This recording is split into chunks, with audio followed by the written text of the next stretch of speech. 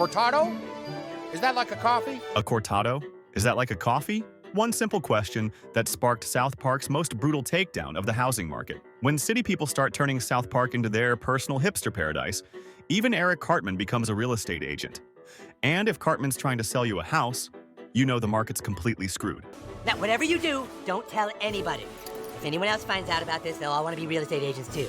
Back in 1970, the average American home cost about $27,000. That's around $213,000 today.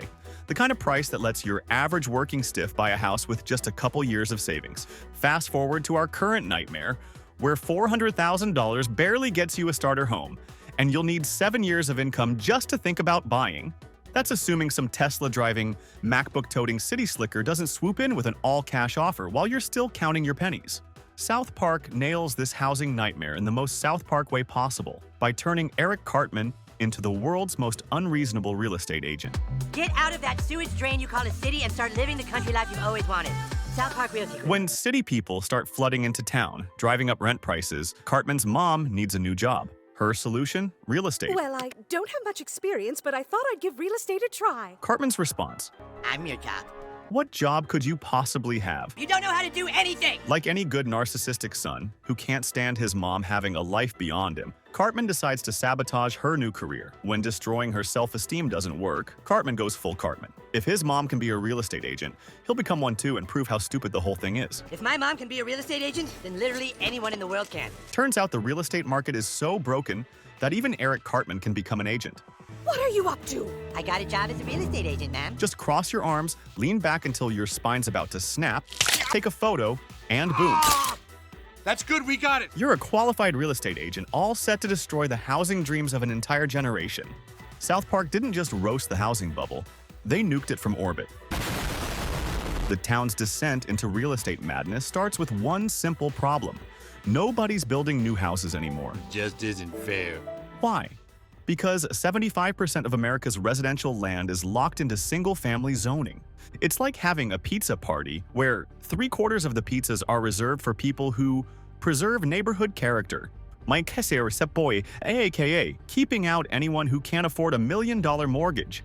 Enter the city people cooing about their precious Leiqua and demanding places to plug in their MacBooks. They're basically human pigeons with Tesla key fobs, flocking to small towns because they've been priced out of their own overpriced cities.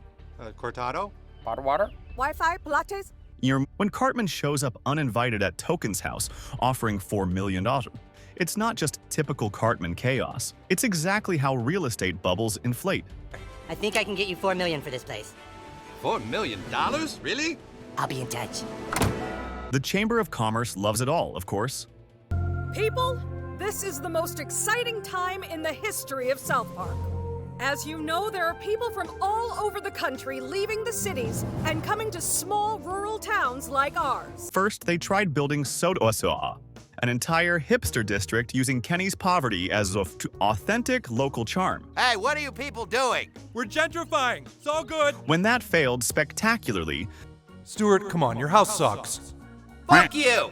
they welcomed these city people with open arms. Like a dream come true, Nelson. This area's gonna put our town on the map. I've always dreamed of South Park becoming more than a little hick town, the mayor gushes, I've always dreamed of South Park becoming more than a little hick town. completely missing how this invasion prices out actual residents. Real estate agents perfect their sales pitch, It's a 2,300 square foot mid-colonial home, detached garage. which is simply translation for it's a regular house with a shed, but will use fancy words to justify that extra zero on the price tag.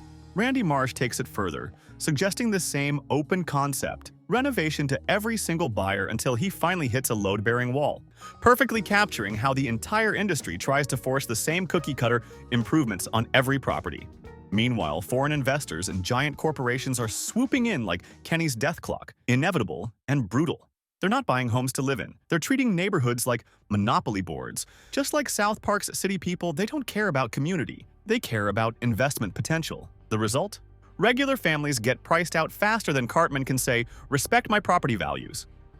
The show captures this perfectly through Mr. Kim's storyline. His city walk loses customers to Soda Sopa's fancy restaurants, What the fuck? forcing him to create Sittapa Town, city part of town, just to survive. His accented transformation of city people into shitty people These shitty people come with their fancy shitty clothes and their big shitty cars. isn't just a joke. It's a commentary on how gentrification destroys local businesses and communities while pretending to improve them. The absurdity of South Park's housing crisis reaches new heights when investment firms start treating the town like their personal monopoly board. Just like Blackstone in real life, they swoop in, outbid local buyers, Kitty Walk, take an order, please. and turn entire neighborhoods into rental properties. Makes Cartman's $4 million offers look almost reasonable by comparison. What started with revitalization projects like Soto Sopa quickly morphs into something darker. The town's marketing goes full dystopian with commercials showing wealthy couples gazing at Kenny's family through their luxury apartment windows. Experience the rustic charm of poverty from your state-of-the-art deck spa. It's gentrification tourism at its finest, or worst, depending on which side of the viewing glass you're on. The real estate feeding frenzy attracts everyone from foreign millionaires to tech bros fleeing high-tax states. As one real estate agent puts it, just listed, pending sale, multiple offers, over asking, before their spine finally gives out from that signature-leaning pose. South Park perfectly captures how housing stopped being about homes and turned into a high-stakes gambling game. Property values spiral so out of control that even PC principal can't check their privilege. The town's original residents find themselves priced out faster than you can say diverse urban experience. Local businesses that survive decades can't handle the rent hikes, except for Whole Foods, which somehow ends up in the Sidipa town after Soto Sopa collapses. The irony gets thicker than Cartman's ego when the city people start complaining about losing the town's authentic character. You know, the character they destroyed by moving there in the first place. They wanted small-town charm with big city amenities, ending up with neither. It's like ordering a vegan burger at City Walk, missing the point entirely. Remember when houses were for living in? South Park shows us how that quaint idea died. By the time the mayor realizes her more than a little hicktown dream is actually a nightmare, it's too late. People, we have a giant problem. There are now so many city people looking for houses in South Park that it could destroy our rebounding economy. The housing market has mutated into something more terrifying than that time Kenny became a zombie princess. The town's solution, declaring open season on real estate agents, might seem extreme, but is it really crazier than a system where basic shelter has become a luxury good? I see one. There's a real estate agent right there. When Cartman ends up living in a hot dog stand, it's not just karmic justice. It's a warning about where this whole mess is heading. We have everything we need here. We've got running water, a couch to sleep on, and most important, we have each other. Between investment firms buying entire blocks, foreign billionaires parking their money in empty houses, and tech workers fleeing expensive cities, small towns everywhere are turning into South Parks. And not the fun, cartoon kind.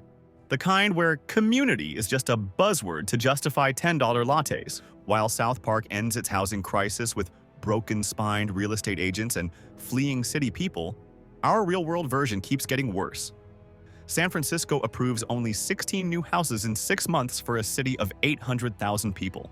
That's not just bad math. It's economic suicide with a side of artisanal sourdough. The show's final message hits harder than reality itself. When Cartman, South Park's resident sociopath, can't even game this system without ending up in a condiment-plumbed hot dog stand, what chance do regular families have? As housing transforms from a basic need into an investment vehicle, we're all just extras in someone else's property portfolio. Maybe that's why South Park's take on the housing crisis feels so real. We're building a world where having a roof over your head depends less on what you do for a living, and more on whether you got into the market before it went completely insane. And if that doesn't make you want to declare open season on real estate agents, nothing will.